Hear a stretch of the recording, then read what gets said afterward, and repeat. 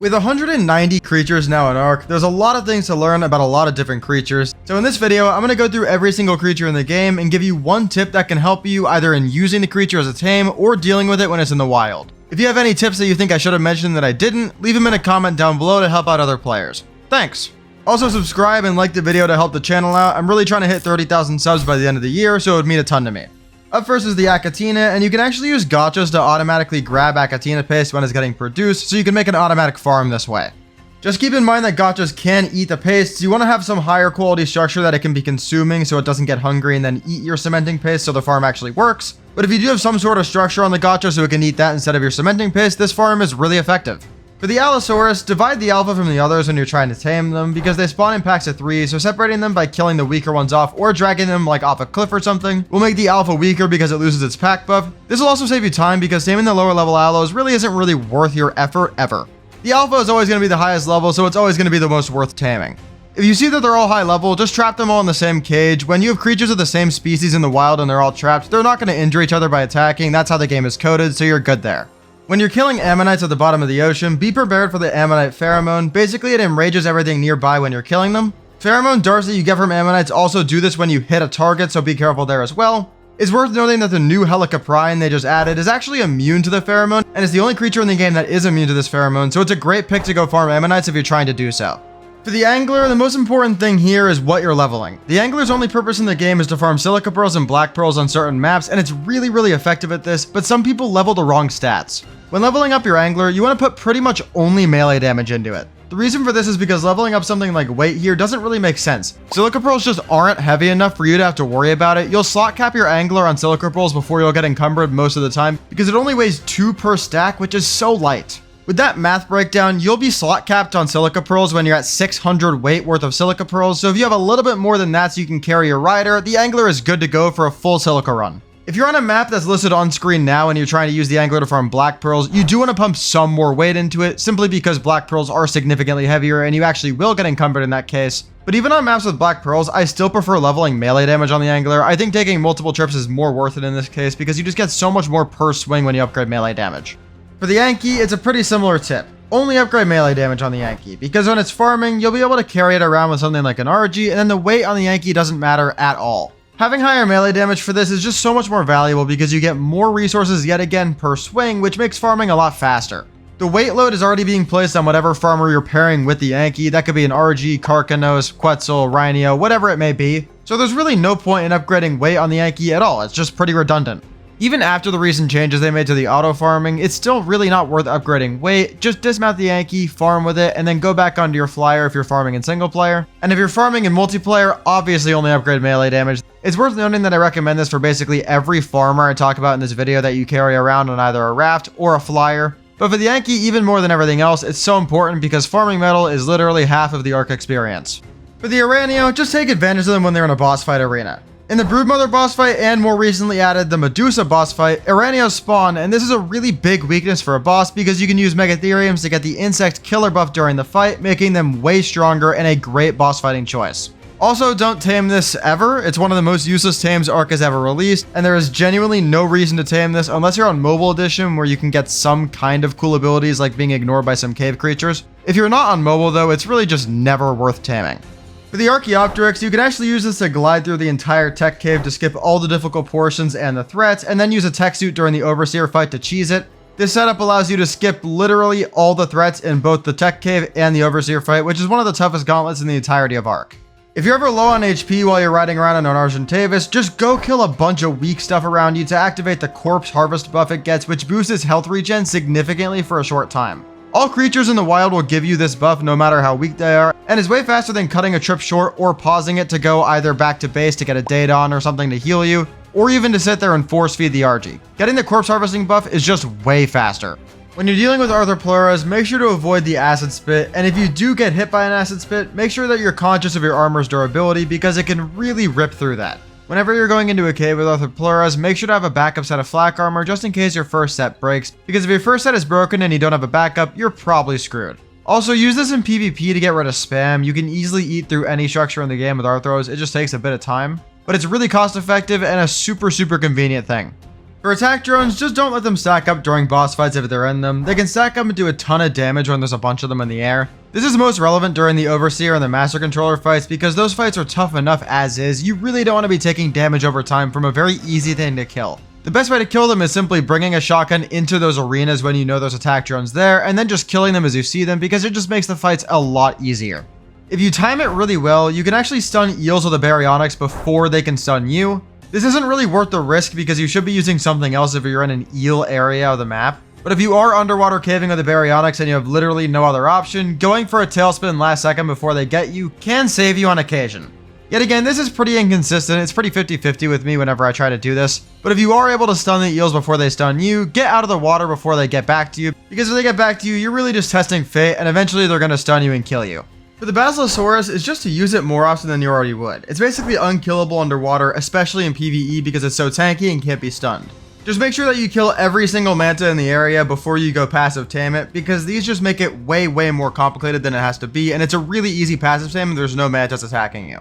For the Beelzebufo, farm cementing paste from bugs in the swamps or in certain caves, because it directly harvests paste off bugs instead of giving you chitin, so it's much more effective for farming cementing paste. This is ridiculously useful in certain caves like you see on screen now, where I'm just farming thousands of cementing paste in seconds. It's so easy and it's incredibly effective.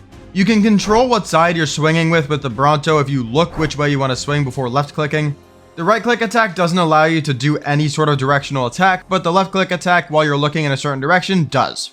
The Carbon Nemesis is far from useless when I do see a lot of people think that it is useless. It's exceptionally good in PvP for soaking, obviously, by just dropping plenty of them on a base because they're super tanky on the top and bottom of themselves. And they're also incredibly good for taming Tuzos because you can use them as a tank that the Tuzo grabs while you go and feed it black pearls. It also provides you kibble, which is pretty convenient because carbos are incredibly easy to tame, and they're also really good sources of keratin in the early game, so just definitely don't ignore these things.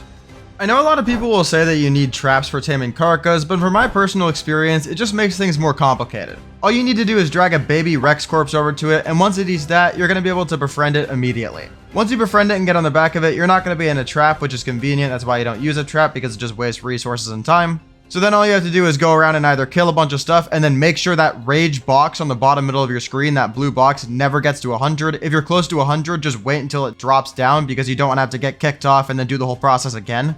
And you can either farm wild dinos or you can do what my favorite method is. If you're looking for an effective way to tame these, I've recently been using Diplodocus for it. Using a couple batches of Diplodocus babies that are spread out will let you get a lot of taming meter onto the Karka without it fully raging. I generally put about 5 Diplodocus in every single group. You basically go kill one group, wait until your meter goes back down, and then go kill another group, and the tame is pretty easy if you have a bunch of space. For the Carno is to actually use the secondary attack that cripples enemies because it's really good and it slows down enemies super hard. It's very useful because it lets you take advantage of the Carno's speed, it lets you escape danger, and it lets you just run through caves if there's a bunch of threats. You can just right click all of them and then run past them sometimes. The headbutt also does knockback, so I basically just use headbutts against larger enemies than the Carno, and I use bite against weaker enemies than the Carno. For this reason, I also recommend mainly focusing on health with the Carno, just because I find when you have a creature that can debuff enemies, getting more HP generally tends to be more valuable. When you're looting beaver dams, make sure that you drop all the wood so you aren't carrying it around with you, because the beaver dams will also respawn a lot faster if you clear the inventory for it. The cementing paste and the silica pearls you get from these dams can be really helpful on some maps, so cycling the dams is important, and making sure that you don't leave them sitting around not spawning in more cementing paste for you is very helpful. The Calicotherium is actually the only form of turret that you can place on Quetzal platform saddles, so definitely consider this for some extra defense on your mobile flying base. Stuff like Volanosaurs aren't even allowed on here, so this is really your best bet for defense, and it's a lot better than nothing. For jellyfish, farm them with either Archelons, Bazzies, or Tuzos for the stun immunity, and use the Biotoxin for shocking Trank Darts because those are awesome. For the Coelacanth, there's really not much I can say, but if you do kill it with a spear, you're automatically going to grab it after it dies, which can get you killed sometimes, so just be aware of that. If you see a compy or two in the early game nearby, go and kill them. If you wait long enough, there's going to be a giant pack of them, and then once they attack you, they're going to be a lot stronger because they do get a pretty significant pack buff, which can matter in the early game. If you are getting attacked by compies at any point, just use a melee weapon because something like a spear can easily knock these back forever. It's one of the few creatures in the game that you can actually outrange with a melee weapon, so it is pretty convenient. They're never really a threat. If you want to fill back your hunger bar on a Daedon because you're trying to spam heal a bunch of stuff, the fastest way to do it is to fill its entire inventory with meat, fly out of render distance from it, and then go back into render distance. If you do this, the Daedon will automatically eat all the food in its inventory that it needs to get back to full hunger, and it'll go back to healing much faster. The Dilophosaur is completely free hide in the early game, just keep slight distance to avoid the slow projectile that it shoots at you, and then you're totally set. It's pretty obvious when it's about to shoot at you too, because it does a rear back slowly and it stops moving for like half a second. So when it does this, just back up from it and avoid the projectile. It's really easy to predict, and it makes killing this thing so free. You can easily kill any Dilophosaur with literally a stone axe. It is not possible to die to this thing if you just avoid the projectile. You can use the Metrodons as a cheaper air conditioner because you don't need to power it, and these are very effective, especially if you level melee damage to get even better air conditioning insulation from these. Using Dimorphodons as a swarm is a pretty deadly way to kill stuff. Just make sure you're sending them at targets that don't have really strong AoE attacks, because something like a Bronto can easily kill a swarm of Dimorphs, and it's gonna really suck losing like 5 cool Dimorphs. Obviously, if your Dimorphs are mutated enough, something like a Bronto isn't going to kill them, but the Bronto has a mix of tankiness and a huge AoE attack, so it definitely can be a problem for Dimorphs. You can use the Diplocalus as a portable oxygen tank for diving underwater in the early game. Just make sure to keep it close to you because it's really squishy against underwater threats. It can die super fast because it doesn't have a saddle and it has really low HP. This is extremely useful before you get scuba though, for farming underwater resources such as oil or silica pearls. For the Diplodocus, this is kind of an overlap to earlier just because there's really not much to say about this creature. It's really never worth taming unless you're using it for either kibble farming or for taming Carcas. The other cool thing about the Diplodocus is it's one of the only creatures in the game that you can actually tame with a knockout or passive tame method, but that's more of a fun fact than a tip. If you're using a dire bear, you can harvest honey safely from wild hives by riding it and using the alt attack to harvest the hive. This is really useful because the bees don't even aggro you when you do this, so it's a very convenient way to farm these hives. Just one of the many reasons this creature is awesome. When you're using a direwolf, make sure to travel around in packs. Direwolves don't get saddles, so you really want the damage resistance that pack buffs give you for this creature especially. Pack buffs are always really good, even for other creatures that are more tanky like aloes. But for the direwolf especially, where they don't get a crazy HP pool and they don't get saddles, you really need it. If you have swamp fever and you want to pass it down to somebody else in your tribe or to an enemy player, just go near a dodo because you can transmit swamp fever onto dodos and then throw the dodo at that player. Use the Dodic not only for stone, but also for farming pre-built structures in the Extinction Sanctuary for metal, crystal, element dust, and electronics. This is a great way for farming a ton of stuff on Extinction, so definitely do it. You can place dung beetles in wooden cages to give them the ability to wander and transfer poop into fertilizer and oil without letting them roam around your base aimlessly, because they are surprisingly pretty big, so they really can take up space if you don't do this. The Dunkleosis is excellent for underwater farming for oil and metal. It's very viable on maps like the Centaur Ascended, especially because there's so many resource spawns down there. When you're going down farming on a Dunkleosis, there's two things you can do. First of all, bringing multiple Dunkleosis and having only the one you're riding with a pumped melee stat and then having all the ones behind you with weight lets you travel with a lot more with one trip. Basically, the biggest problem when you're underwater farming is encumbering because you only have one Dunkly, so if you have multiple Dunkleosis with you, this solves that problem entirely. The other issue for underwater farming is there's a lot of dangerous threats down there, so bring a Zipactinus or Megalodon pack to surround you as you're going to farm. Having one of these two packs will deal with anything around you, even if they're stunning creatures like eels, the Megalodons will kill them before they even get to you. On top of the obvious stun immune creatures in the game, you can also counter Electrophorus, aka the underwater eels, by using well-timed Baryonyx tailspins or the new stun attack on the Helicoprion before these even have time to stun you, so you can get to escape before they get to you. It's definitely not an ideal way of dealing with the eels because it is pretty inconsistent and you can still die like I mentioned earlier in the Baryonyx section, but it's good to know that there's at least an option for you if you're getting chased instead of just being screwed. You can use the Equus for early game knockouts like getting a Pteranodon very easily, as well as using the lasso to pull knocked out creatures away from dangerous areas or out of the water if they're otherwise drowning in it. The lasso is crafted exclusively in the Equus saddle, and this ability of dragging knocked out creatures is really valuable and a lot of people don't even know it exists. The Eurypterae can inflict high torpor, but they're really worth killing for black pearls. They spawn a ton in the Viking Bay on Ragnarok, as well as at the bottom of the ocean on pretty much every other map, which is very valuable. Getting black pearls on certain maps is a very difficult task, so definitely keep this in the back of your mind when you see them. You can pair the Gallimimus with a wagon cart for carrying stuff around really quickly. Just be careful of your surroundings because the galleys are super squishy and can die to a lot of wild threats. You can tame giant bees extremely easily if you use bug repellent and ghillie. There's also insanely useful trap setups for this tame online, which I definitely recommend, and getting these is super worth it because making a honey farm will save you so much time throughout a playthrough. I know a lot of players who don't even know this is an option, setting up an automatic honey farm, so definitely take advantage of it.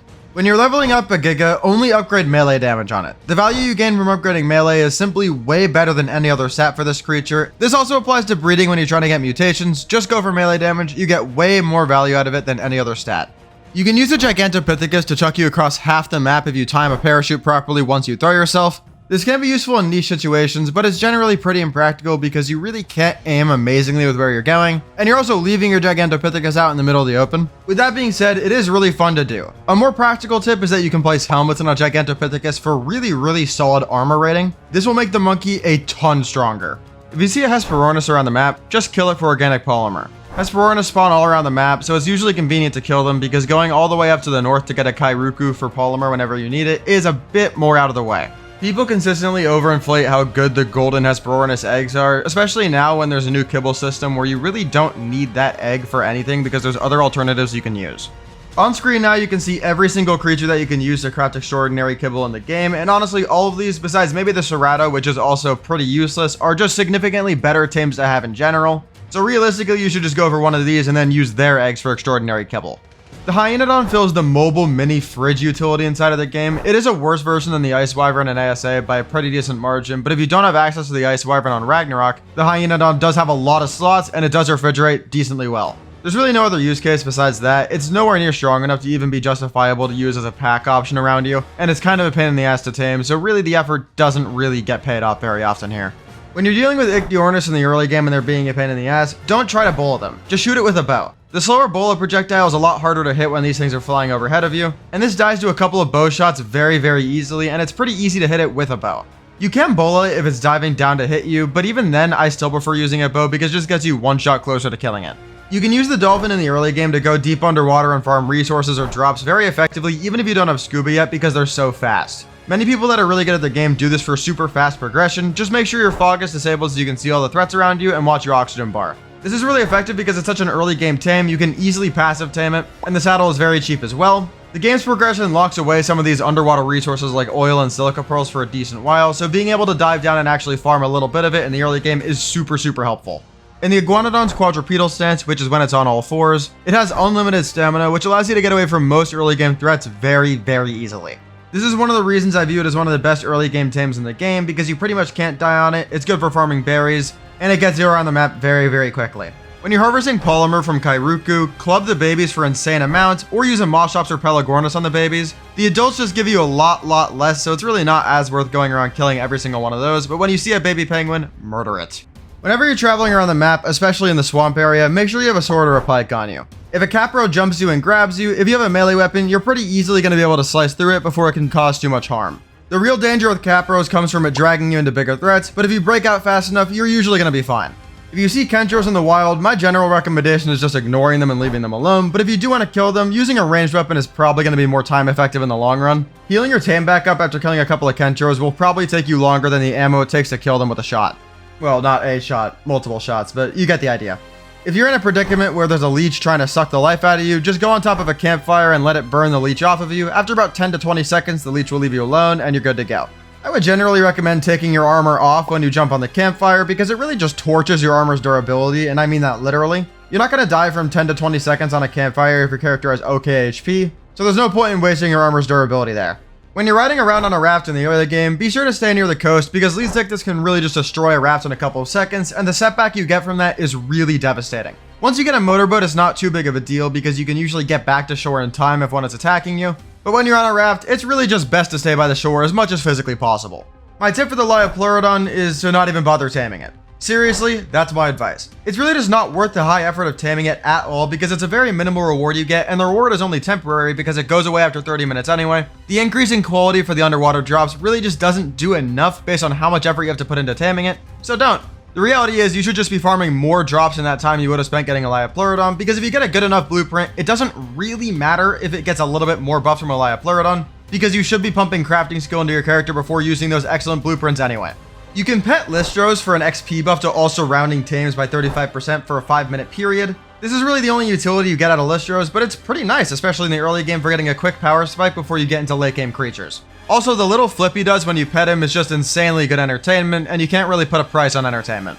The best way to farm wood in the game is by far using a mammoth. What you want to do is put it on a raft, go to the swamp, and then have it harvest all of the trees in the swamp because you can actually swim with the raft through the swamp because there's water on the entire bottom of it. The mammoth is strong enough to deal with every single threat in the swamp. Just be careful of Capros just in case, one could jump you and screw you over. But besides that, nothing is going to be able to slow down a tamed mammoth, especially if you pump melee damage into it so it farms even more wood. And it doesn't matter if you encumber the mammoth because the raft can easily carry the mammoth regardless of how much wood it has on it, so you are totally set. If you've never tried this before, you are never going to farm wood another way again once you do this once. If you take one thing from the video, try this. You shouldn't waste time trying to tame mantas in the early game. Although they are fast and they are pretty fun to use because you can jump in and out of the water for them, the practicality of taming this as a passive tame in the water in the early game just isn't there. It may be a little bit better than the Ichthyosaurus overall, but the reality is getting it twice as late into the game as the Ichthyosaurus means there's really no point in getting this because at the time you can actually use Gilly and go passive tame this, you might as well go get a Basilosaurus or an Archelon. And like I mentioned earlier, definitely kill all of these when you're going to tame a Basilosaurus. You really don't want mantas on your ass while you're trying to do a passive tame. You can use the Megalania in caves that don't have too many bats in them to easily crawl over the entire thing and avoid most threats. With that being said, the reason bats are basically a hard counter to Megalanias is because it has a really hard time hitting them. They can actually fly up to you so you're not crawling over all the threats in the cave, and you're going to get rabies a ton during this process. Even if you have antidote, they're going to damage you a lot because, yet again, it's just really hard to hit them, so be selective with the Megalania, but it can be really good in certain environments. When you're using a Megalosaurus, spam the jump button and you'll travel at 1 million miles an hour. This is unquestionably the fastest way to travel around the entire map on land. Well, that's true if you don't count the Maywing as a land creature. If you count it as a land creature, then fine, that's definitely faster. But besides that, this is the fastest. People that say the Gallimimus is the fastest creature in the game have not done this. Surrounding yourself with a pack of Megalodons is a great way to deal with literally any underwater threat in the game. They're just basically a kill squad that's unstoppable by anything besides Alpha Motor. They're really underrated as a method for crushing any underwater objective, including farming or caving, so definitely try it out. When you're trapping a Megalosaurus, be careful. If it gets you in its teeth by grabbing you, you are dead. Of course, if you have insanely good flak, you can survive long enough to melee it down, but in most situations, it's going to kill you. My recommendation to solve this is basically to use a trap that you can use as a protection for yourself. For example, a drop trap is really good for Megalosaurus because if you do mess it up, at least you can go inside the trap to keep yourself safe. When a Meganur is attacking you, don't wait to regain stamina before you kill it, just kill it because if you don't, it's going to keep draining your stamina and you're just going to sit there wasting time. Also, like I mentioned earlier, definitely kill it with a Beelzebufo. It'll translate the chitin into cementing paste, which is super valuable. To get the most value out of a Megatherium when you're using it, kill bugs while you're using it. Killing a bug will give you the insect killer buff, which is an absolute game changer. It'll turn your giant friendly sloth into a complete monster. And this buff is why it's so good for certain boss fights like the Broodmother and the new Medusa boss because it has Aranios in the arenas, so you get the buff the entire fight. This buff also makes it a great choice for caving because, yet again, you're getting buffed the entire time, so you can really crush a lot of caves with it. It's definitely a great creature if you take advantage of this buff. The Mesopithecus throws poop, which is basically its utility as a shoulder mount, and it's really only good in PvE for the slowing effect it provides. Generally speaking, though, I consider this a pretty useless tame in PvE because it's not nearly as good as other buffs that you get from different shoulder mounts. If you want a shoulder mount to help you do damage, I'd recommend just going for a Dimorphodon. They're just a stronger shoulder mount option than the Mesopithecus, and in my eyes, they both serve pretty similar utility. I know some people who use this poop throw to slow down certain tames while they're trying to trap them, but it's really not necessary in my opinion. If you trapped enough creatures, you don't really need the slowing effect. If a Microraptor is flying at you and is about to stun you, dismount before it hits you. Microraptors only stun if you're on a mount when they hit you, and they can't stun you if you're on foot. So dismounting in the last second means you never get stunned by them, and they really don't do that much damage otherwise. The Mosa is not a good choice as your primary mount for underwater, but using Mosas for the motor fight or using Mosas as a really strong army to surround yourself as you're traveling around underwater is a good choice. These are one of the strongest underwater creatures in the game, you just gotta use it properly. The reason it's not good as a mount is because it can get stunned, which gets you killed, and it doesn't really matter how strong the Mosas are. If you're getting killed underwater, your Mosas being down there doesn't really matter. So that's why you usually want to have it in a role where you're not riding on it and depending on it for your survival, but you are using its strength to deal with every other threat in the map. I also didn't word this correctly earlier. It is the best choice for the motor fight. It's not just a good choice. It is by far the best choice for the motor fight in the game currently. Maybe when Gem 1 releases on Ascended, if the Achatina can deal bleed, that may be just as good of a pick, but the Mosa right now is the best pick in the game for that fight. You can level harvesting into Moss Chops to get an insane amount of a ton of different resources. My favorite is getting a huge quantity of organic polymer, but it can farm everything you see on screen now very effectively if you level the right farming attribute.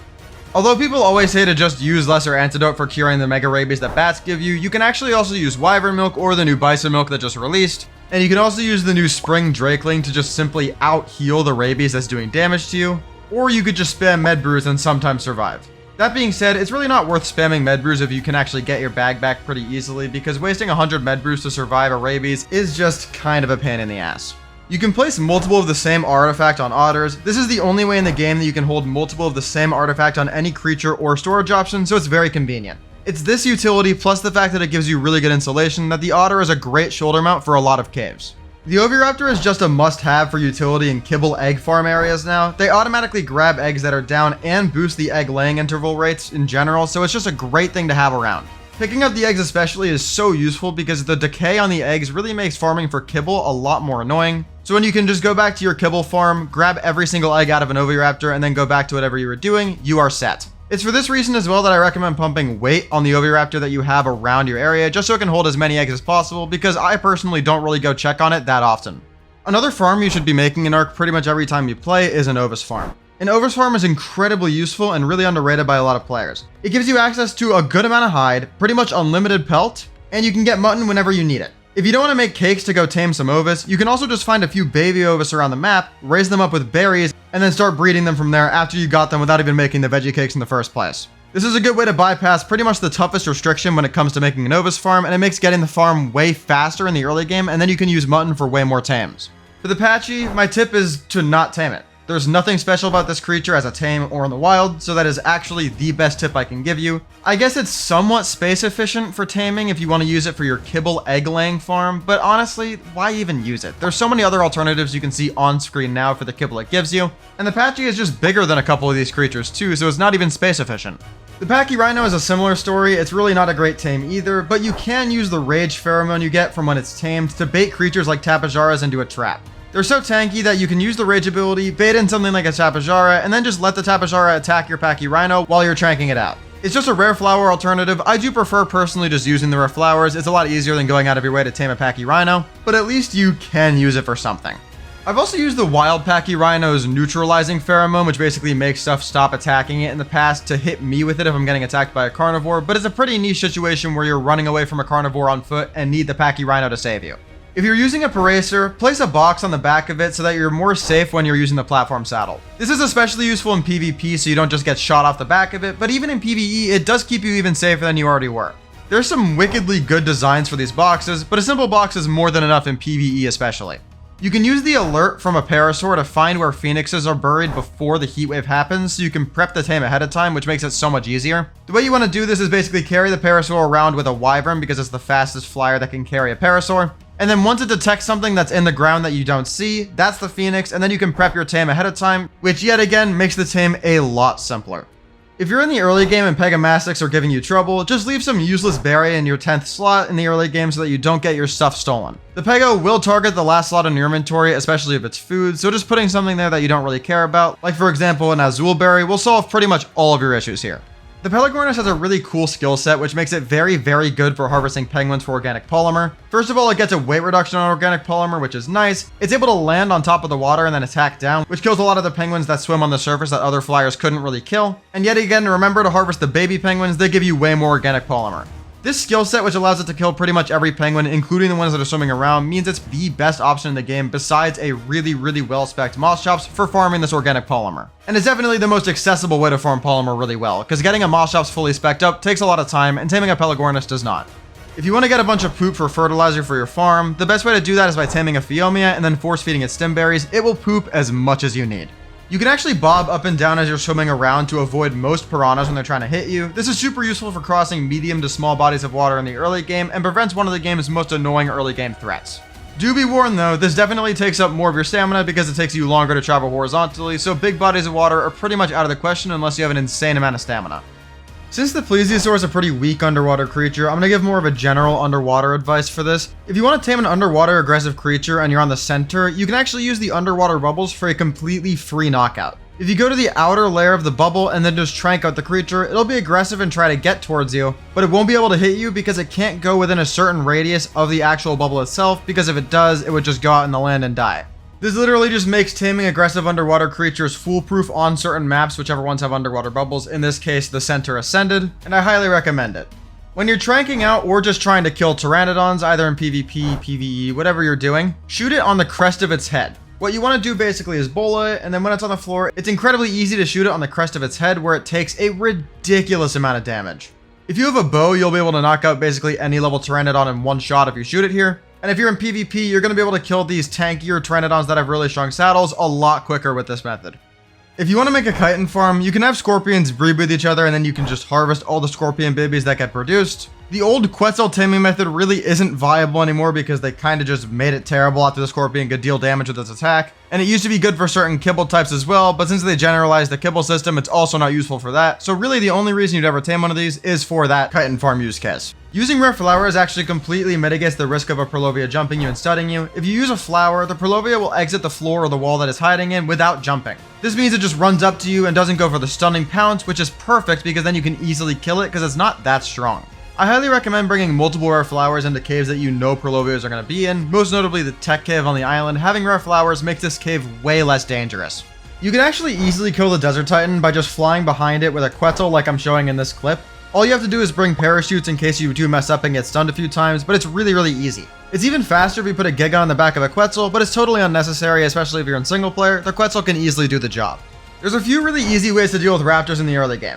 First of all, you could just bola it and run away if there's a pack. You want to bola it and kill it if there's only one or two because the pack buff isn't that high and they're not super tanky. Or you could bola it, get onto a raft, get into a base, or just swim away because they're bad swimmers. They're pretty bad tames in general. If you really want to tame one, then just bola all of them, kill the ones that you don't want to tame, and then deal with the one singular raptor afterwards by either going back into a base, going onto a raft, or swimming. But honestly, I wouldn't really recommend taming raptors. They're just not that great. And obviously the sip is only relevant if you actually have enough gear or a strong enough tame to kill raptors. If you don't have enough gear to kill raptors, just bola all of them and then run away.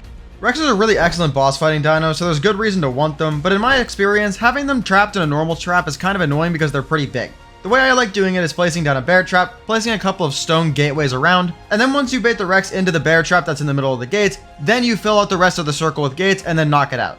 This trap is very effective and I use it for a lot of creatures in the game, but especially considering the Rex's size and how important it is to a lot of playthroughs, definitely try this trap out if you haven't done it already. I especially use this trap even more in ASA after they changed the pathing of wild dinos to be a lot smarter at avoiding traps. This one is still foolproof. If you've already done all the pain in the ass process of getting a Rhino Ignatho to impregnate one of your tames, do not cryopod that tame. Although it might be a bug because I've never seen this be specifically mentioned, I've seen tons of people, including myself, lose rhinos in their creatures because they cryopoded the tame that got impregnated. It's just not worth the risk at all. It's a pain in the ass to get a rhino to impregnate you, so don't cryopod that tame that got impregnated, just wait until it gives birth. People tend to overcomplicate taming saber-tooths. They're incredibly easy to tame. If you just bola one, all you need to do is shoot it with 8 trank darts at level 150 in the head to knock it out with a primitive long neck. That means if you shoot it in the head once, bola it, and then shoot it with the rest of your tranks and shoot it in the head, you are guaranteed a knockout every single time, and you're never gonna die to this thing. Saber-tooth salmon are a decent source of raw prime fish meat if you ever harvest them with a sickle. They're by far the easiest way to get raw prime fish meat because every other creature in the game that drops them is either deep underwater or they take a while to kill. These don't give you a ton, and sometimes you have to kill a couple to get the raw prime fish meat, but if you're taming something like a Baryonyx, which gets a huge boost from using raw prime fish meat, definitely check out killing saber-tooth salmon for it. If something is attacking you from the back when you're on a Sarco, you can actually just look to the sides of yourself and then use a bite to turn around substantially faster. This can help you with either clearing out threats or simply just turning around to move around faster. The Sarco is much faster than people think it is. It's deceptively quick and very agile. Definitely one of the most underrated creatures in the game. In my underrated creatures video, I actually placed it in first, but there are a couple of other creatures that are in the same ballpark. You should really only use Spinos when you're near water and continuously go back into the water to get the hydrated buff to get the most value out of using this thing. It gives you a speed, health regen, and damage buff temporarily, which makes it a great choice for a lot of boss fights that have water in the arena, as well as for farming fish or tackling other objectives that are near water. It's especially great on maps like Aberration where there's not stronger carnivores available like the Rex, especially considering the fact that there is a body of water near you every 5 seconds if you're in the green zone. I also see a lot of players make the mistake with hydrated buff creatures like this, the Shadow Mane, even the Tropical Crystal Wyvern, where they think that they need to stay in the water the entire time. You actually don't. All you need to do is dip your feet in, or your wings in the Tropical Crystal Wyvern's case, and then you'll get the temporary buff, and you only need to dip in your feet every 30 seconds or so. If you're swinging at bushes with a Stego and you're not getting any berries, you're in the wrong stance. There's 3 stances on the Stego, all of which you can see on screen now, and they all have different benefits that you can see, which is all listed yet again on screen. To switch your stance with a Stego, it's the C key on PC, and if you're on console, it's the right bumper or the right trigger. I'm honestly not sure which one it is, but I know it's one of those 2 buttons. Whatever your third attack is, that's the button you need to press for this. If your character is getting melted while you're soaking on a Stego, you're also likely in the wrong stance, so yet again, switch the stance. All 3 of these do have a place in the game, just make sure you're in the right one or you are not going to be getting nearly as much value out of the Stego as is possible because this creature is fantastic.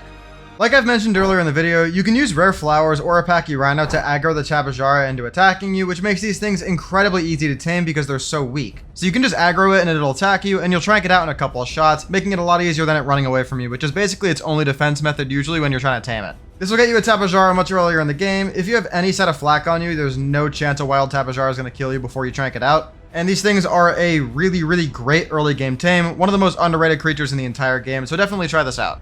You can use the Terror Bird to dive walls in PvP if you're trying to raid somebody that's based up in a cave. The combination of speed plus the really good jumping ability lets you basically glide into these walls and then just rocket them. It's pretty effective. You obviously will die during the process, but if you break through the wall, that's a win. In PvE, I'd really just recommend using anything else for caves. This thing is pretty bad in terms of utility outside of caving, so I'd just go with another option. And I'm not going to mention this for the Yeeling section, but it has the exact same PvP use case of diving turret walls. This channel is obviously more about PvE nowadays than it is PvP, but I figured it was worth mentioning because the only use case for the Terror Bird is this. You can level power or delicate harvesting on a Therizino to farm specific resources. On screen now you can see how it divides up between the two, so if you want wood, you want to do power harvesting. If you want fiber, you want to do delicate harvesting, etc, etc. You can also use Theris for literally every single boss fight in the game. The only non-DLC creature that can handle pretty much every boss fight is the Therizino. Obviously, besides Motor, it can't deal with the underwater boss. So it's definitely worth looking into there as well. It's just so versatile. If a Thyla jumps you and you want to tame it, you're actually able to pretty easily grapple out of its grab and then get away. If you don't want it as a tame, just pull out a melee weapon or a shotgun immediately and then just kill it. It does do a pretty good amount of damage, but if you are quick, you should be able to kill this pretty much every time. If you don't have any of those weapons on hand and you have a grapple, you can still just grapple out and then run away without trying to tame it. That works just fine. The Titanoboa is actually one of the two creatures in the game that can be hit with a net, but doesn't stop moving after you hit it with one, so just don't use a net on this. The only other creature in the game with this interaction is the Arthropleura, but that creature actually has interesting mechanics, so I talked about something else. The Titanoboa is incredibly boring, so I talked about this. If you're in the early game and you're short on chitin/keratin for a saddle, go into the jungle for early game kills on the Titanomirma. These are super easy to kill with a spear, and if you kill enough for a Pteranodon saddle, your progression becomes a lot easier than going to kill trikes or turtles, which are way tankier. You actually cannot tame a Titanosaur if you're on single player official settings if you don't have any friends with you. It's literally impossible to trank it down fast enough to knock it out. If you need the achievement for taming all creatures, and this is the last one, either get a friend online to help you, change the settings to make it more possible, or force tame it because you are out of luck. There is no physical way to do this in single player on normal settings. Trikes get a rivalry buff when they're near large carnivores like Spinos or Rexes, which makes them very formidable at dealing with these larger threats. And they're also way stronger than the weaker carnivores like raptors, so this is actually just a very strong mount in the early game and mid game to deal with pretty much everything around you that could be a threat. It obviously can't deal with a Karka or a Giga or anything like that, but in the early game, a Trike will save you from every single thing nearby. You can find trilobites on the shore very often just under the water, and they provide plenty of useful resources like chitin, oil, silica pearls, and black pearls. All of these are useful in their own right, so just know that they're there in case you need a little bit of any of these resources and you're nearby. If you see Troodons coming up to you in the night and they're going to attack you, pull out a torch. This doesn't work all the time from my experience, I've still gotten jumped by them, but a torch, generally speaking, does scare off Troodons, and you have a lot better chance of surviving these Troodons knocking you out if you have the torch in your hand versus if you don't. If you're taming a Tuzo, use a turtle or a megalodon to tank the Tuzo's grab while you go and feed it the black pearls. If you do this properly and you have a tanky enough turtle or megalodon, the tame is completely free. If you do manage to find and tame a unicorn, don't really use it that much in my opinion. They're pretty rare, so just keep them as a trophy tame in your base and use normal Equus instead. Generally speaking, whenever I use a unicorn for the Equus use cases, I just get kind of worried that I'm going to mess something up and lose the only unicorn I have, so that's generally what I do. Using the charge on the woolly rhino is one of the best ways to beat literally any boss in the game if there's enough flat land in the arena to build up speed. The Valgero and Ragnarok arenas, for example, as well as Noon Attack, are really great choices because the arena is super flat, there's a lot of space, and the bosses, especially the flying ones, are really good to hit with the charges because there's only a limited amount of time that you can hit them while they're on the ground, so getting the most damage possible is really good. You can also use rhinos for other boss fights. For example, it's pretty good in the Gen 1 Master Controller boss fight, surprisingly, and it's also really good against the dragon from my experience. The reason for this is because it's a herbivore, so it's good against the dragon. And the stats of the rhino, plus the really great knockback that it deals to most creatures in the game, give it a really nice edge in the Master Controller fight as well. It might not be the best creature in the entire game for boss fights, but it's by far the most fun. If you're going into a cave that has yetis in it, you better be wearing fur. These only spawn in caves that have really cold temperatures, so if you look through a cave online before going in to see what creatures are there and you see a yeti, definitely wear fur. If you want to be 100% safe on your Yutyrannus during boss fights, use creatures in your army that have a higher drag weight than the Yutyrannus with it. Bosses will target the highest drag weight creature, so if you have a Yuty and then, for example, a Rex army that has a higher drag weight, you'll be able to be very safe on the Yuty because you'll never be getting targeted and you can just sit back and roll your army to win. If you're curious about what I mean by drag weight, there's actually a chart online. I'll link it in the description of this video where you can see the drag weight of every single creature. This is a different stat entirely from the weight stat on your creature. Every creature in Ark has a different drag weight, and it basically says how heavy is this creature in reality, not based on how much it's carrying or anything, but just how much the game codes its weight to be. So it's really valuable to understand the difference between regular weight and drag weight, and using this to your advantage when you have a Yutyrannus in a boss fight makes the fight significantly easier. When you have a Jerboa, listen for the noises it makes because it'll actually warn you of the weather that's happening on scorched earth. Once you hear it making a noise, look at your Jerboa and see what animation it's doing. On screen now you can see all 4 Jerboa's signals that it gives you. The one you want to worry about is the sandstorm specifically because that one slows you down and makes farming really inconvenient or just traveling around the map really annoying. The other 3 you can generally deal with just fine, especially if you have ghillie or even desert cloth in some cases, but the sandstorm is definitely a pain in the ass, so look out for that. After you harvest water or oil from a jug bug, kill it before it flies away to get some extra chitin and some extra meat. They're going to be useless for a while after you take the water or the oil anyway, so you might as well cycle the spawn for them and get some extra resources, especially considering you're probably farming these in the early game before you get access to easy water and before you get those oil pumps down. If you tame a Lamantria in the early game of Scorched Earth, use it as a sacrifice to get wyvern eggs extremely fast in progression because that's really all the Lamantria is good for. By itself, it's a pretty subpar flyer, it doesn't really offer too much utility, and the Procoptodon is arguably just a better version of the Lamantria in the early game, even though it can't fly. With all that being said, the Lamantria is a solid choice for diving down to a wyvern trench, grabbing one egg, and then getting decently far away, so even if you die, you can go back and grab the bag and get that egg. You can equip a Mantis with high tier clubs or high tier pickaxes for insane value. This is especially true if you level melee, which is my recommendation. If you get a crazy good club, you can easily knock out tankier threats with a few swings. I mean, look at this clip here. I'm knocking out a Spino in a couple of hits because it's so OP. And you can use a pickaxe to farm element veins after you finish them to get a ridiculous amount of element, especially if you go around getting all the smaller nodes before going for the central node. I will warn you, if you try to knock out creatures that are not super tanky with the club method, you're just going to kill the creature because it does a ridiculous amount of damage, but if the creature is tanky enough, this is very effective. The Morellatops is actually a portable water storage, which is insanely good on a map like Scorched Earth because water is hard to come by sometimes. You can have the Morellatops fill its water reservoir by having it enter a body of water or by having it eat cactus. You can use the Procoptodon to cheese a ton of bosses in Ark, which gives access to really fast progression, plus late game tech engrams very quick. This most notably works on the Broodmother by jumping up to the top of the arena and shotgunning it down, but it also works on some other bosses too, like the Dinopithecus King, the Centaur Arena, and you can even do some setups for the Megapithecus fight, but that's not as helpful because that boss is so easy. Phoenix are actually able to poop silica pearls and rarely black pearls, so if you tame a bunch and keep them fed, you can throw some happy gotchas below them for an automatic silica pearl farm that is really effective actually. I think most of the attributes for the Phoenix are pretty overrated in general about how good it is, but this specifically is actually underrated and easily the best feature the Phoenix has. When you're taming a rock golem, use cannons. I've seen a lot of people using rocket launchers in the past. It's just less effective. You have a chance of killing the rock golem instead of knocking it out, and it takes like 5 times the amount of shots, so you have to spend a lot longer on it too.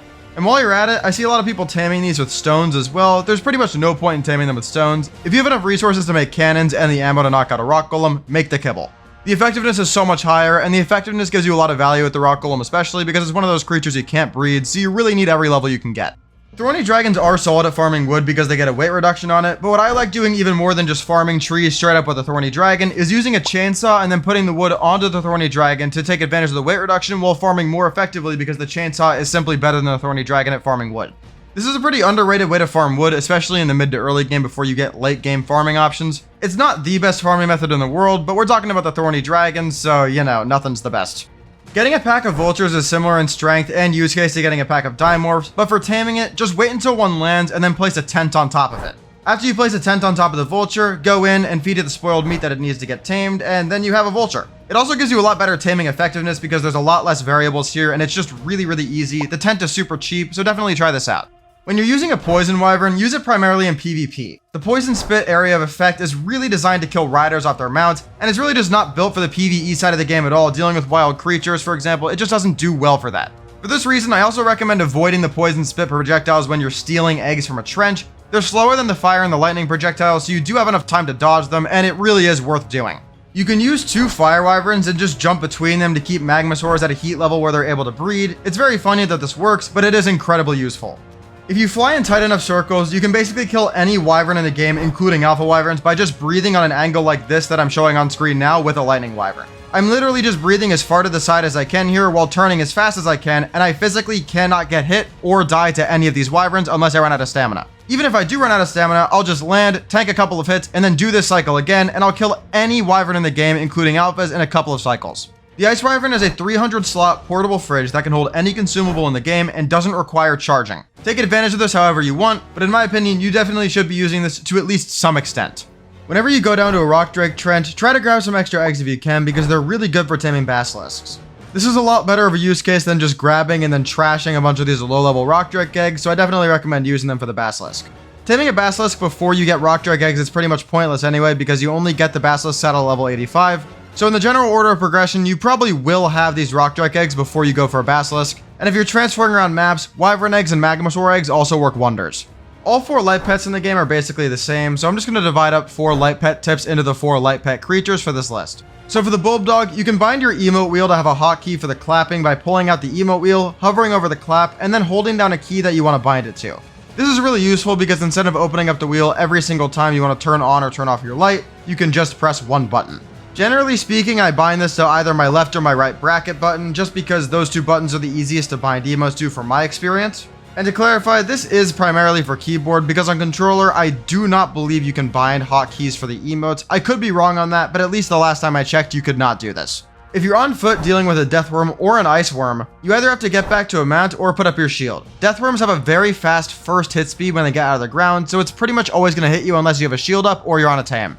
For the Featherlight, let's talk about the red zone because it's closest to the red zone. When you're in the red zone, you don't want to turn off your light pet. I understand that seekers are annoying and they do track you when you have the light on, but dealing with nameless is a lot worse, so you want to keep the light on and keep the nameless away and then just suck it up with the seekers. You can charge up your light pets faster than just waiting for them to regain all of the charge by going up to a glow bug and then pressing E on it, which basically harvests the light off the glow bug. At approximately 4827 on the map, you can find a cave that's called Glowtail Cave, which is pretty self-explanatory for this point. If you need an early game light pet before you go to deeper areas, you will absolutely find at least 1 Glowtail in this cave, and it's very easy to tame, so you can just use that, even though it is the ugliest of the 4 light pets. When you're farming resources with a Karkinos, you want to grab the creature that you're farming with, for example an Anki, and then just throw it to the next set of rocks that you want to farm. This way you bypass the problem of being encumbered because you can just throw it around without moving and then jump after the creature and then re-grab it to have it farm again. If you're doing it with 2 players instead of 1, you're going to have the second player dismount right before the creature lands every time you throw it, or else the Anki is going to take a ridiculous amount of fall damage. This was the most effective way to farm metal in the entire game until the tech Strider released, and it's still easily the best way to farm metal in Ark Ascended, so definitely check it out if you've never done this before. You can get hit by a lamprey in the blue zone to gain temporary immunity to the red zone's radiation. These are basically lit up leeches in the blue zone's rivers, and they're pretty niche, but they can help you if you don't have hazmat yet, and you just want to go to the edge of the red zone to farm something like red gems. Potentially bait a Reaper Queen out of the red zone so you can get impregnated in the deep blue zone. There's definitely some pretty decent use cases for the lamprey if you're trying to progress quickly. If you wait long enough, Nameless will stack up and summon a Reaper on you. You really don't want that. It'll also stack up and get a bigger pack buff, and the Alpha Nameless will become really difficult to kill because they just become really tanky because they get extra durability for every single Nameless that spawns. Basically what I'm saying is use a light pet whenever you're in the blue or red zone. You can actually walk on ziplines with Ravagers, which allows you to move around the map really well if you set up ziplines in difficult to traverse areas. This is especially useful, of course, before you get a really good movement tame like a Cosmo, Yeeling, or Rock Drake. But even after you have those creatures, it just makes the map even more immersive. When you're about to give birth to a Reaper baby, slot cap yourself with raw meat and then go into a metal box with no important gear on you. The baby will eat you because you're at 1 HP, and the meat that you had on you will all transfer to its inventory and fully encumber it. After that, you can go back in when you have full HP and then safely claim the baby, and then it'll have enough meat to get to the juvenile stage where you can raise it normally. If you have the stopwatch item, you can actually just use that, glide down to grab an egg, and then send yourself back out of the trench where you initially stopwatched to just get away from all the rock drakes completely for free. This is great because once you get 1 rock drake egg of pretty much any level, getting more eggs becomes really easy to do, so you don't need to do any more fancy stopwatch stuff after that. And just in case you don't have any of the paid DLC, which makes getting rock drakes a lot easier, the best method in my opinion is going down with a megalosaur that's pretty strong, clearing out all the rock drakes with it, and then just grabbing every single egg in the trench. If you have a strong enough megalosaur, it is really easy to just crush all these wild rock drakes, and once they're dead, obviously you can just climb and pick around and grab all the eggs. To get the honey you need for roll rat taming, you need to go to the edge of the green zone. There's tons of beehives at the edge of the green zone, and you'll never need more than 3 beehives worth of honey, which is 15, to tame a capped level roll rat because the max you ever need is 12. I mentioned this earlier in the section, kind of spoiling what I was going to say here, but when you see seekers in the red zone, just suck it up and deal with them. Turning off the light pet to avoid them is just not worth it because nameless are a significantly more dangerous threat. Use the Shinehorn because it's way cuter than the other 3. They're all basically the same, so the cutest one is the one you should be using in my opinion. Also on a more serious note, because that's a horrible tip for a video, be careful of the pink orbs if you're in the Rockwell fight and you have a light pet on you to avoid some of the threats. It does AoE that can destroy a light pet if it hits your character. I recommend using an assault rifle to shoot them because there's so many of them and the assault rifle has a lot of bullets per mag. But other options definitely work as well, like fabricated snipers, shotguns, or even just moving around the arena fast enough if you're on, for example, a rock drake, but that is a little bit worse than ASA because they prevented you from being able to use weapons on the back of it.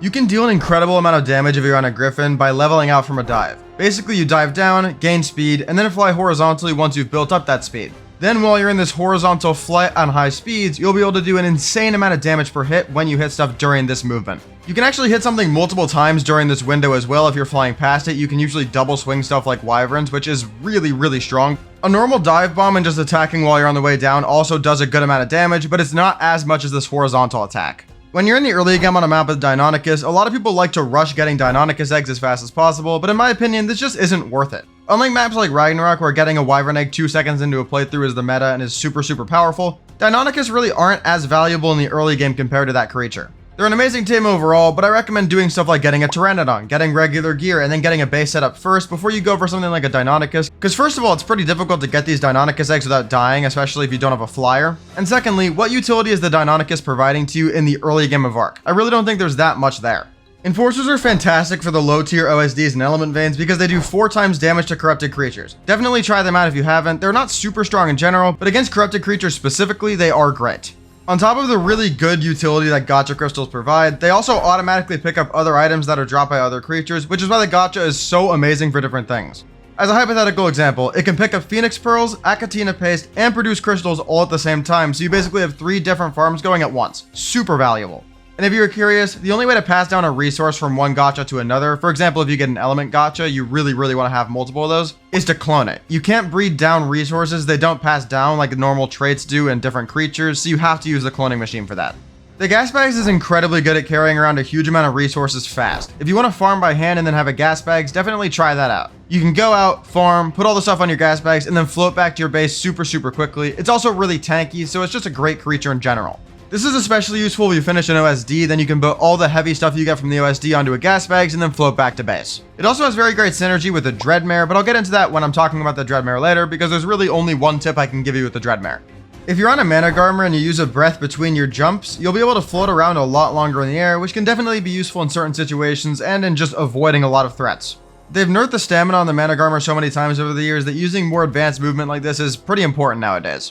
Use the mech during the Forest Titan fight. If you use the mech, you can't get grabbed off your mount because you're inside the mech the entire fight, so it makes the entire thing way less dangerous and so much easier because the boss really isn't hard unless it kills you. Speaking of using mechs for fights, use the Mega Mech for the Alpha King Titan fight as well. It's absolutely insanely strong, it's really fun to use on top of that, and if you bring a couple of the other Titans like the Ice Titan and the Forest Titan with you to tank for you, it is a free boss fight. If a scout sees you killing enforcers, defense units, or breaking any of the Extinction Sanctuary structures, it'll make a sort of call out to other mechanical creatures like the enforcers and defense units to make them all attack you if they're nearby. So if you see a scout, maybe just wait a couple of seconds for it to fly away before you start doing stuff. If you get into a heal with a Snow Owl and then dismount right before it's fully frozen over, the Snow Owl will remain in the frozen healing stance without you riding it. This is really nice because the Datons can obviously passive heal, so the Owls being able to do this too is really great. If you're taming a Velonosaur, you can just place a quarter foundation below you and then 4 quarter walls around yourself, and the Velo is 100% a free knockout. Just don't jump because the Velo can then be able to hit you, but otherwise be patient and you'll see it sort of just gets into its shooting stance and then walks right up to you because it can't physically hit you because there's a wall in the way. When you're taming an Astrocetus, just use a skiff and a cannon for this tame. The Bloodstalker rocket launcher method is technically better, but it also has way more room for error because being able to continuously jump in front of the Astrocetus while you're trying to knock it out and it's flying around in the lunar biome is pretty tough.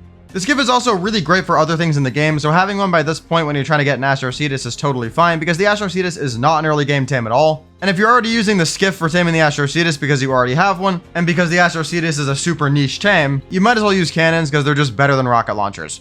If you're getting pissed off at the insect swarms in the bog biome, flames are really your best answer. A torch is okay in the early game for taking out a couple of these bugs, but if you're in the late game, use a flamethrower. It is so good at killing these bugs. And honestly, the flamethrower is good at dealing with other threats in this biome too, so just having one on you when you're in the bog is great. Right when you start playing Genesis 1, you want to unlock the syringe as fast as possible and then consistently get blood packs the entire time you're going through the early game. Get a little base down, get a bed down, and just spam blood packs until you have enough to tame a max level Bloodstalker. Once you do, go to the bog biome and start looking around to find a Bloodstalker. Once you find one, then go back to your base, get the blood packs, go back to the bog biome again, and then do the tame. It's literally one of the best tames in the entirety of the game. It's easily the best tame on Genesis 1, and starting your early game like this will get you one as fast as physically possible. I should also mention here that going to either the West Snow biome or the Ocean biome is generally the safest choice to start Gen 1. A lot of the starting areas here are brutal, including the bog biome, so do with that what you will. If you want to tame a Ferox really fast in progression, which is a good idea, this is also a great tame, use literally all of your points to buy Element from Helena. Then as you're taming the Ferox, you want to feed it Element, grapple to the roof of the cave, and then repeat whenever it's ready to eat. It's super easy to tame, they're always inside of caves. And I should mention that before you start this taming process, you want to kill all the other Ferox that aren't the one you want to tame because they're not going to aggro you until they're in the element-induced rage. So killing them before you start the taming process makes it a lot easier to manage what's going on.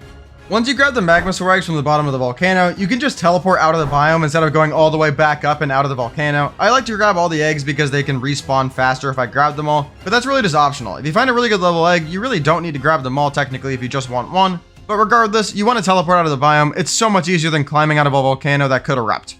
The best use case in the entire game for Mega Shalon, from my experience, is to use them in an underwater fob in PvP. Basically, if you're raiding someone in a cave like the North Ice Cave on the center, having a Mega Shalon will save you tons of time because you can basically just sit there and regain your oxygen there instead of having to go back out through the other side of the water to get more air. In PvE, the literal only time I use Mega Shalons for anything is when I'm trying to build an underwater base, basically making an underwater tech bubble, because having the Mega Shalon there to stand on and regain oxygen is a lot faster than going back up and down a million times or making 1,000 scuba tanks. My biggest tip with the Parakeet Fish School is to be persistent. These things are going to de-aggro you half the time that you're trying to use them to tame Mega Shalon, and you just need to keep up with them until they re-aggro you. These might literally be the buggiest creature in Ark, which is really saying something, but if you do stick with it long enough, they will eventually aggro you enough and you will be fine.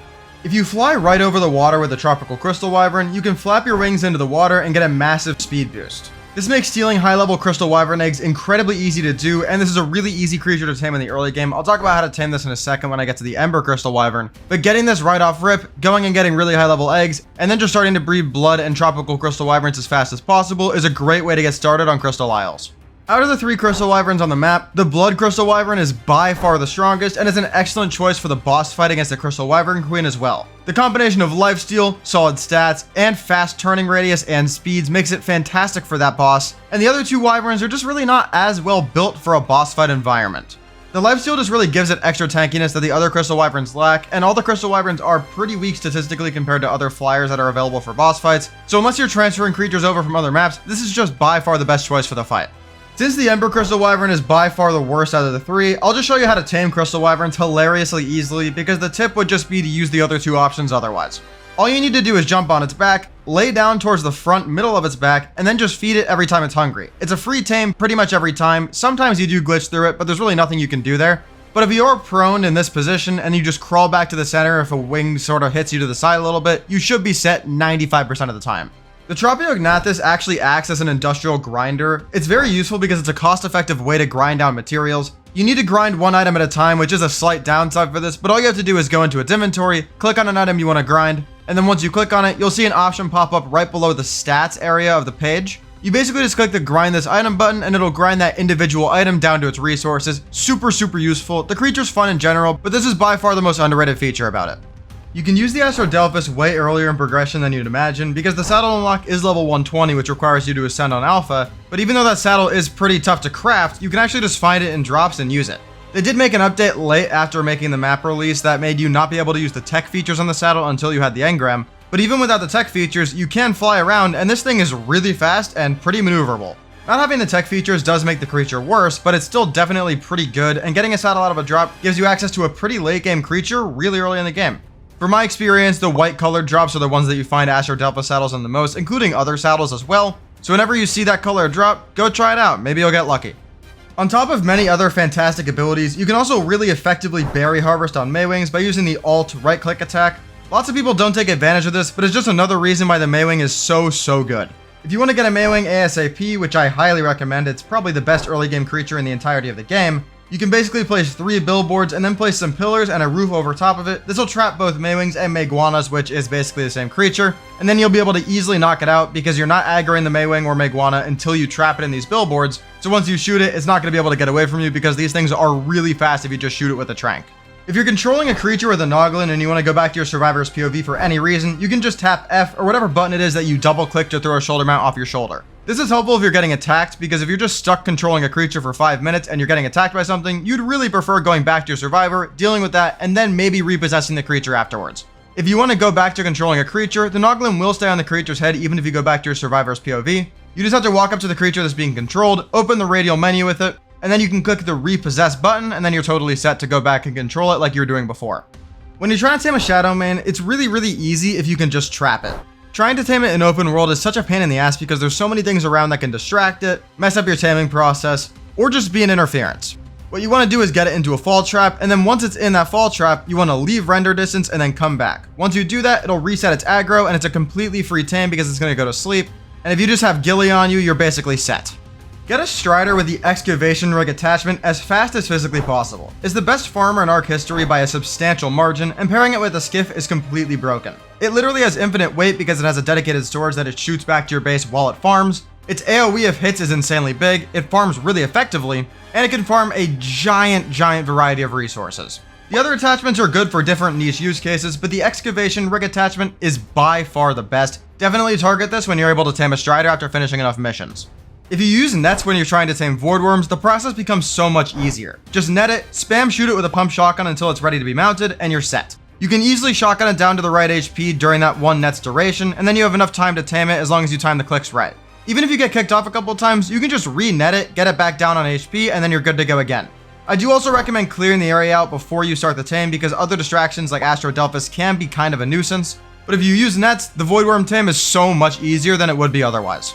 Use the Exomech during the Rockwell Prime fight as much as you physically can. It's especially helpful for DPSing down the Rockwell segments as they open up, but it's just a really strong thing to use in general. With that being said, if you do have a specific, very planned out strategy like using Stegos to tank and then using weapons on the back, the Exomech may be a risk because dismounting is always a risk. But if you're just going in there with strong creatures and trying to beat the boss as fast as you can, the Exomech is a great thing to be utilizing. If you're trying to tame an Amargasaurus, do not use a shotgun. If literally a single pellet from a single shot of your shotgun the entire taming process somehow manages to hit the frantically running around Amargasaur, you're done. Just use a single shot weapon like a Fab Sniper, Comp Bow, AR, Long Neck, or Crossbow. Do not use a shotgun, there is no point in doing that. This tame already sucks enough without adding more risk. When you're in the Dinopithecus King fight, kill the Dinopithecus that are getting summoned whenever you have spare time. This spare time generally comes from when it jumps up onto the perch and starts throwing projectiles at you. During that phase, just kill all the minis that are getting summoned. The Dinopithecus that are getting carried by Cinemacrops are especially important to target when you're trying to kill the minis because those can hit you when you're on the back of a mount and just kill you off the back, which really screws you because if you die, it doesn't matter how strong your creatures are, the fight's over. If you want a tip for how to use Dinopithecus, use them more often than you're using them in caves. They are really good for caves. Use the Cinemacrops for the Desert Labyrinth Cave at 92.2, 80.5. This is a fantastic location to farm drops on the map, and having a Cinemacrops makes it especially easy to run this cave. This creature is useful, of course, for a lot of different use cases. It's great for mobility. It's great because it scares off a bunch of small threats like Ichthyornis and Pegamastics and other stuff like that. But by far the most value I get out of this creature is running this cave for really great drops, completely for free, because there's no threat that can kill you if you have a Cinemacrops and you're using it. The Andrewsarchus' saddle can protect you from a ton of threats in caves, making it a great way to deal with most caves in Ark. Even caves with slight underwater portions are doable, but this is primarily really good for terrestrial caves because you're immune to a ton of different stuff like lava, radiation, drowning, and poison, which makes certain caves that have a gimmick like that really easy to complete. The other nice perk for caves that have a little bit of underwater but not too much is that even if you do get stunned, you don't get dismounted, so stuff like eels and jellyfish really aren't that much of a threat. You can use the Sanguine Elixir from Desmodus to boost taming and imprint speeds by 30%, which is just ridiculously useful a ton of times. It's obviously fantastic as a tame too, but the Sanguine Elixir is just so good that I had to talk about it. The Desmodus automatically harvests the blood packs you need to craft sanguine elixirs by killing stuff, so if you go farm a bunch of weak creatures, get a bunch of blood packs, and then use 200 per sanguine elixir, you can get a lot really quickly. Generally speaking, the most condensed place on the map for a ton of threats that you can kill at once is caves, but even as you're flying around in the open world, if you see weak creatures, just kill them on the way through. The Desmodus is super fast and super strong, so it's really not going to slow you down that much, and the benefit is so high. Use the Fjordhawk whenever you run the Iceworm Queen cave or do a dangerous task if it's available to you. The reason I mentioned that specific cave is because that cave anti-meshes you with the end a lot, which basically means it kills you because it thinks you go in the mesh and then just steals all your items and puts them in the mesh themselves. So having a Fjordhawk on you will basically let it retrieve your bag after it does this to you and bring it back to you when you respawn. It's also pretty self-explanatory why it's good for dangerous tasks, but you know, if you think you're gonna die doing something, bring a Fjordhawk, you'll get your stuff back. You need to kill Fenrir Sulfur on alpha difficulty a few times to roll for great base stats on Fenrirs. They only get a few good stat allocations every time you beat the boss, and the level you get for Fenrirs is really only viable as a tame if you kill the alpha version of the boss. Running the boss multiple times gives you multiple rolls at getting good stats, and eventually once you get good HP, good melee, good stam, good weight, whatever you're looking for, then you'll actually have a pretty strong creature to use. You can't breed these without mods, but if you beat the boss a couple times, you'll get a pretty solid Fenrir. If you're about to die and you have an Armadago, just throw all of your stuff onto it right before you die, and it'll basically act like an ender chest kind of. The mechanic is that when it's on the Armadago, you basically just guarantee that you're never going to lose the items. Even if you die 100 times, it'll just stay on the Armadago until you finally can get your footing back, and then you can get the stuff back out of the Armadago and you're good to go.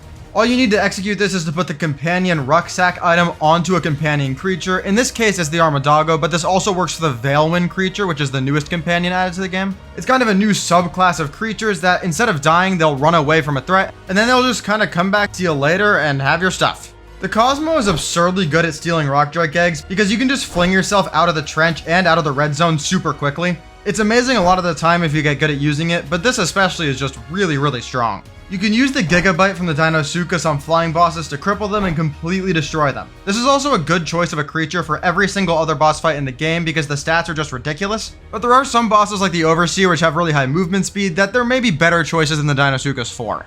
You can use the feathers from the Gigantoraptors to give your female breeders a better chance of passing down the better stat for one category. Basically, whatever is higher between the male and the female, it'll pass that better stat down more often if you use the feather.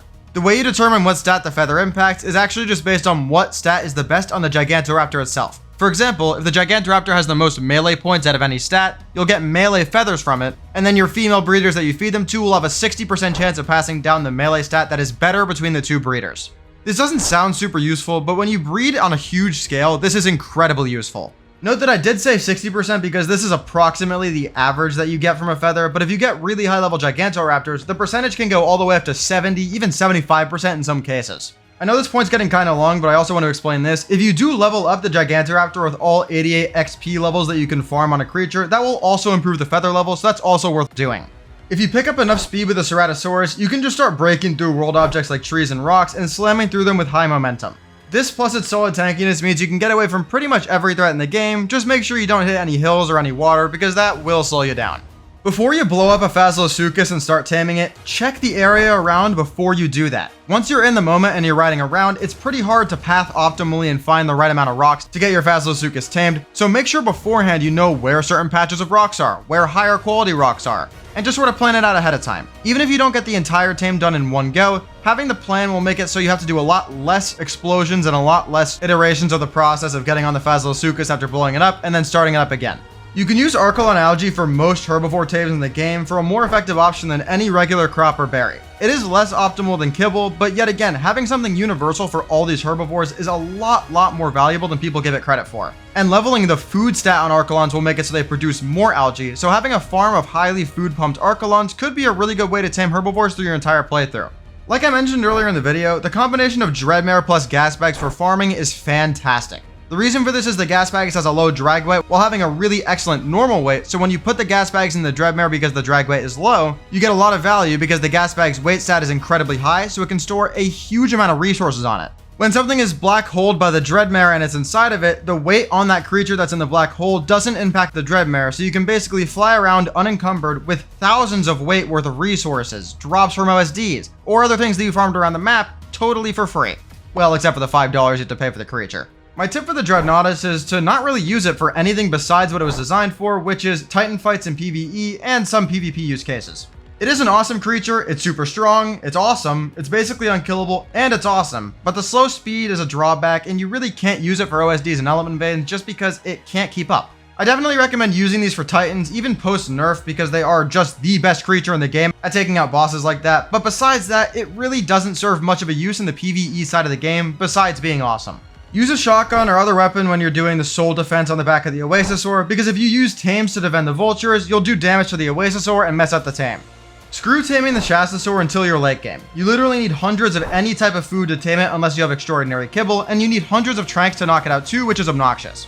I will say this though, when you are knocking it out, go down with a dolphin. The dolphin's really fast and you can use weapons on the back of it, so it makes it really easy to knock out the Shastasaur. I'd also recommend using a better crossbow than just a primitive one because, yet again, you'll save hundreds of tranks on this. It is such a long knockout process, and definitely use extraordinary kibble as well. Farming hundreds of extra tranks or farming hundreds of raw prime fish meat will just take you forever. You might as well just wait till the late game when it's actually useful. You can use the Pyromane against the Lava Golem because it's fire resistant, so it can literally just tank the Lava Golem while you're fighting it. So you can literally just use it to tank the Lava Golem, and it can also fit into the cave very easily because it can go on your shoulder. It's also really great against the Ice Worm Queen cave because it keeps you warm and yet again can fit into the crouch because you can put it on your shoulder. Basically, use this in hard caves. The Achatina leaves behind blood when you use the lunge attack to either hit a bigger target or kill a small target, and you can use this pile of blood to buff you. When you have the Blood Frenzy buff, it'll give you HP and stamina regen boosts and a speed boost, which is a great tool for either getting away when you're low or extending a fight when you might be able to win but you just need a bit of extra HP. Use Biotoxin when you're trying to feed the Yiling during the knockout process instead of narcotics. It gives more torpor per consumable than a narcotic, and the small damage amount that the Biotoxin deals won't mess up the Yiling bad enough for it to harm the taming process. The male Dinotherium buff gives plus 15% to damage and increases stamina regen, while the female buff gives 5% defense buff and can stack up to 3 times. This means that an optimal Dinotherium pack consists of at least 3 females and 1 male because you want to have the max value there. It's also worth noting that when you're in single player, these will roar automatically to buff each other, so you don't need to dismount and roar 4 times for 4 different buffs. Similar to the Cinemacrops, you can use cast to scare off small threats, which is absurdly useful for preventing a ton of early game threats like Ichthyornis, Pegos, bugs, leeches, and way more. The Spring variant of the Drakeling is by far the best variant. It's able to heal you through just about anything in the game, so definitely look into getting one of these as a shoulder mount. Also, the higher you level up your Drakeling, the better loot quality you'll get from it, which is insanely good. On screen now you can see a list of what every single variant of the Drakeling does. There's basically seasonal variants, and yet again, I highly recommend the Spring version. You can almost out-heal the Murder Snow with no armor on you to give you an idea of how OP this is. And while the other 3 are definitely still good for the loot quality they provide and the small buffs, the Spring one is just way better. You can literally grab a Wyvern egg or any other dangerous egg, throw it into a Veilwind, die, and then the egg is in your base. I know I mentioned earlier how good this was with the Armadoggo. Basically, these 2 companion creatures can do similar stuff like this, but the Veilwind spawns on the map with the Wyvern egg, so I figured I'd mention this here. And last, but certainly not least, the new Helicoprion is incredibly good at knocking out underwater tames. You can literally spam right clicks on a Moza and you'll knock out the Moza with the Helicoprion's right click, and that's not even the best thing it's used for, but the fact that you can do this is incredibly useful because it changes the way you knock out underwater creatures in the entire game. It is a pretty late game tame with the saddle being unlocked in the 90s for level, but once you get it, definitely try it out. Well, we finally made it. That was 190 creature tips and tricks, one for every single creature in the game, and honestly, I could probably go through this and give you an entirely new tip for every single creature, so if you want to see that, let's get this video to 2,500 likes. If you have any tips that you think I should have mentioned, leave them in the comments and I'll probably include it in the second part. Thank you guys if you watched through the entire video. I hope you found it useful, and if you did find it useful, check out the video linked on screen now where I ranked every single creature in Ark from worst to best on a tier list. See you there. Peace.